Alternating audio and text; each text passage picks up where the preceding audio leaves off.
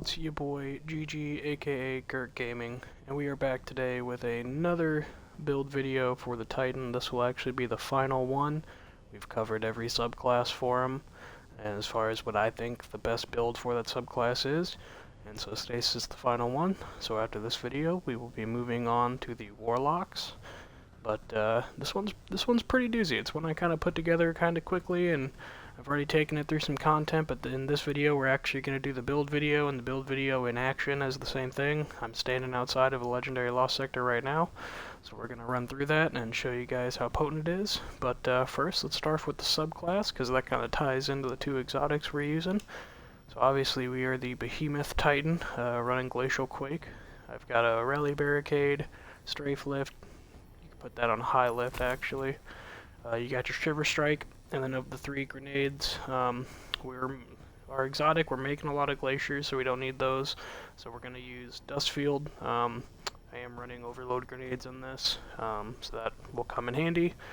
For our 2 aspects, we have Diamond Lance. Not only is Diamond Lance really cool and potent, but it gives us 3 fragment slots. So when you defeat a target with stasis abilities, it creates a Stasis Lance.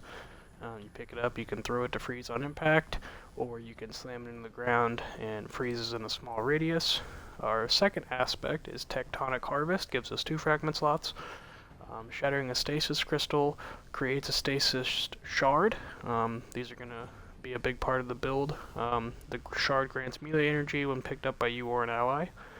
So we have 5 fragments. First, we have Whisper of Fissures, increase the damage and size of shattering a Stasis Crystal or a frozen target. Whisper of Shards.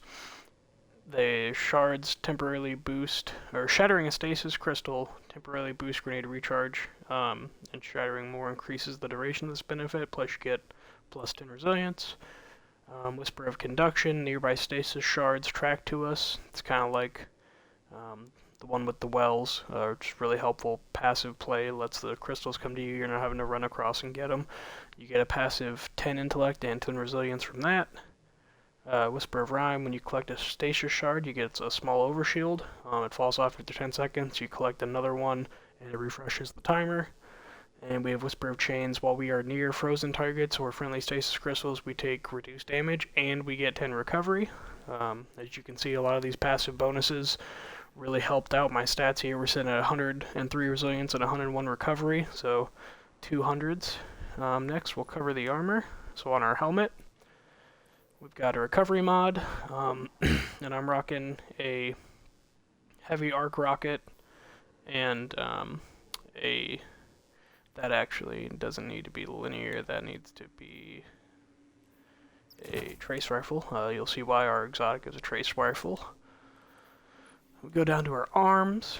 We have another recovery mod. We have Focusing Strike, so our melee is going to hopefully be up pretty often. And so whenever we cause damage with a melee attack, we get Class Ability Energy, Anti-Barrier Pulse, Elemental Ordnance. We don't necessarily need this, but we're not doing a Charge with Light build. This is more of a Elemental Well build, and you'll see how later, but we're really just going to focus on our shards. This is just, if it happens, it happens. We have on our chest another recovery. We have our Concussive Dampener. We have the Energy Diffusion Substrate from the Seasonal Pass, and then we have Font of Might, so when we pick up wells or shards, it will increase our Stasis weapon damage, which you'll see why that's important here in a minute. We have a recovery mod, a mobility mod just because I really had nothing else to put in there, and then elemental armaments because our primary weapon will be Stasis, so that'll make wells by getting kills with it. Finally, we have a recovery mod. We have the Solo Operative, so while you're the only member of your fire team, you deal increased damage. I haven't actually used this yet. This is the first build / piece of content that I'm taking this into, so we're going to see how that plays out. As I said earlier, I am using overload grenades for this legendary lost sector, so I threw that on. And then elemental shards, so Stasis Shards count as Stasis Elemental Wells for us, which is a big part of the well mods you see on there. So next, let's go to our exotic primary. We're rocking Aegir Scepter, and I do not have the catalyst just yet. But on something like Behemoth, it would, probably be questionable on, should you consume the super to get the boost of damage, which is what the catalyst for this gun does. But final blows with this weapon generate a slowing burst around defeated targets. This will slow them and then freeze them, and then they count as frozen targets. So then that does help our build, and then Stasis final blows transfer ammo to this weapon's magazine, so subsistence basically. I'm rocking Jurassic Green. It's an anti-barrier pulse. This one has incandescent and subsistence, so it's kind of like a fire and ice build going on, And then finally I've got my hothead.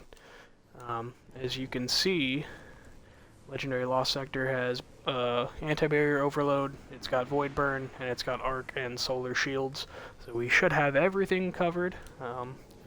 Let's give it a go, and you guys can check out the build in action. And leave me a note in the comments if you think I should do these kind of videos together, or if you prefer the build video and then the build in action video, being released at the same time. Just let me know. Also, the past couple of days, we did get a affiliate program going with Dubby. That's www.dubby.gg. They are a energy drink manufacturer / supplier. If you use code GURKGaming, both capital G's, then you can save 10% on checkout, and it would go a long way in supporting the channel. I personally have like 4 tubs on the way, on top of the shaker and the starter kit, so as soon as I get those in, we'll be doing a review of those, and let you guys know my honest opinion on it. But so far, you can see we're really moving along through here. Pop some of this, get some damage resistance, get an overshield.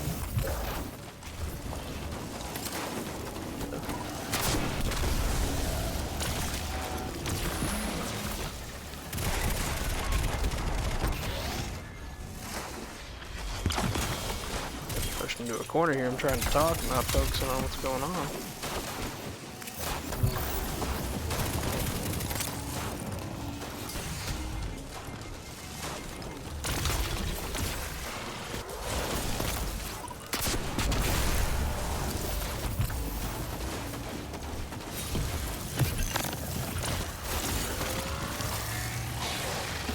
As you can see, that was an arc shield, and Aegir Scepter kind of just tore through like it was nothing.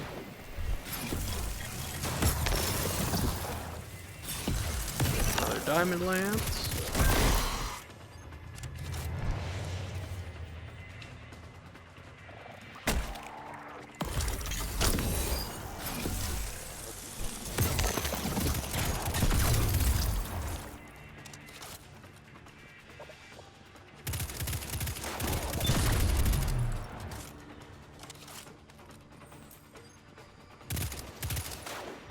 And Jurassic Green is really a kind of slept-on pulse, especially with something like Subsistence and Incandescent. If it has Stability Masterwork on it, with it being a rapid fire, that would be a little bit better in the handling, but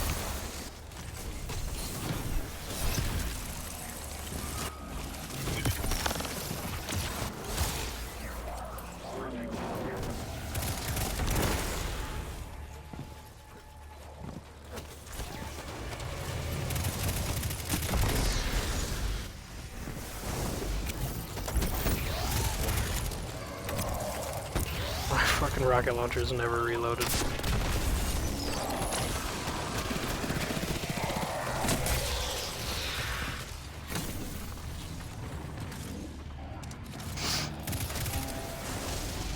Yep, let's just check before we do that.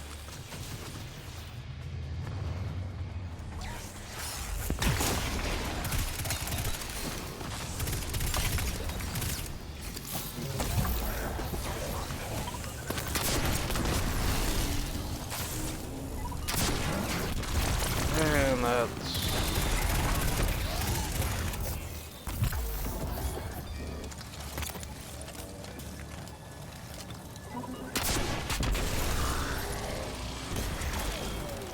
issue 3 with Acres. 2 Diamond Lances, so as you can see, you'll never be, you know, running low on those by any means.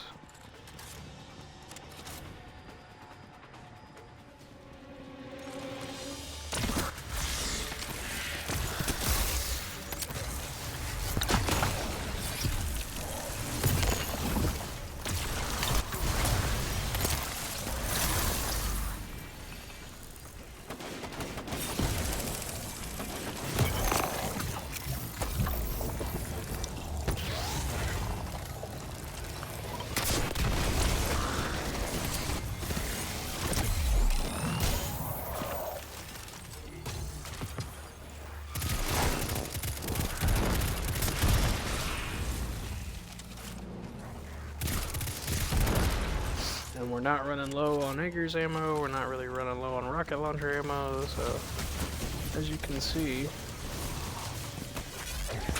that solo operative is probably helping out a little bit, but even in higher level solo content, this build can hold its own. The survivability is definitely there. I think the choice in weapons we have will really depend on your actual optimal DPS output, but I mean, you can very clearly do it, especially if you have, you know, other teammates at the time helping you with stunning champions, dealing damage to a boss.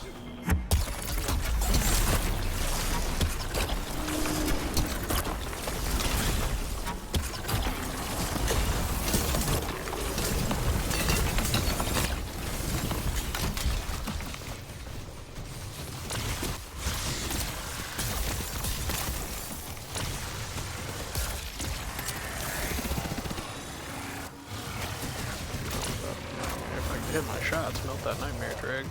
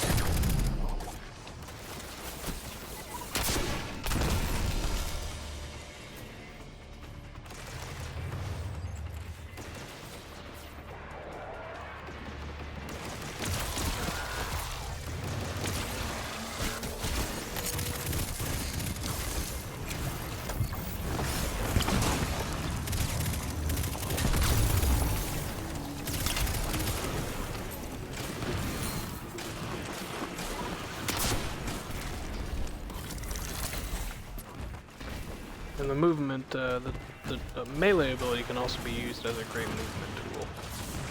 Get in a pinch like that and just fly on out of there.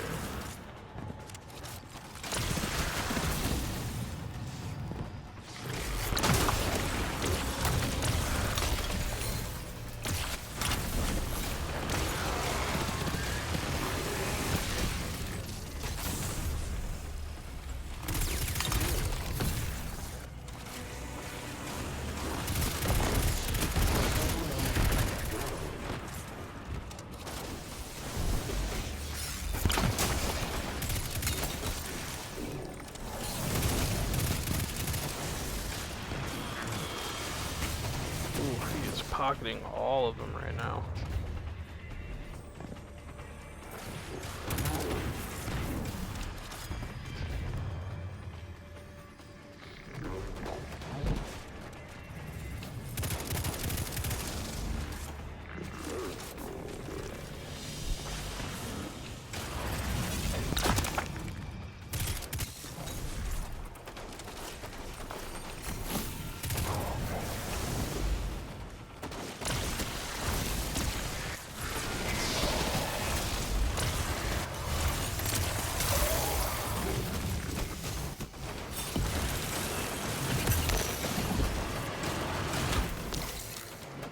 Again, just gonna pocket everything, huh?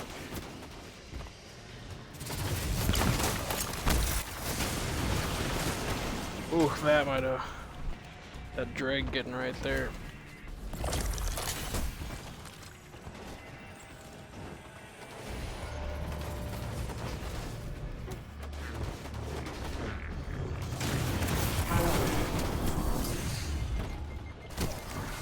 Ooh.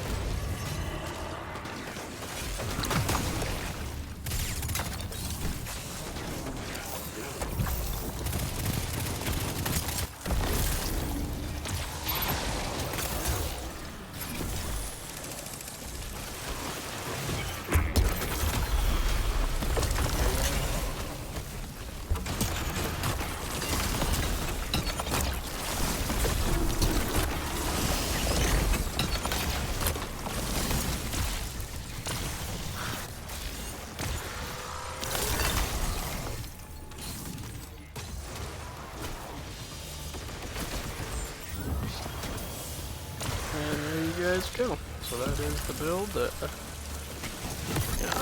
might be better in someone else's hands, but that's what I've come up with, and I think if anybody wanted to use this, they could, whether it's in a team setting, a solo setting. But yeah, so let me know in the comments what you guys think. Let me know if I should change the video layout so it's always these two put together. And don't forget to leave a like, subscribe, and support the channel. But that's it, guys, and I'll catch you next time.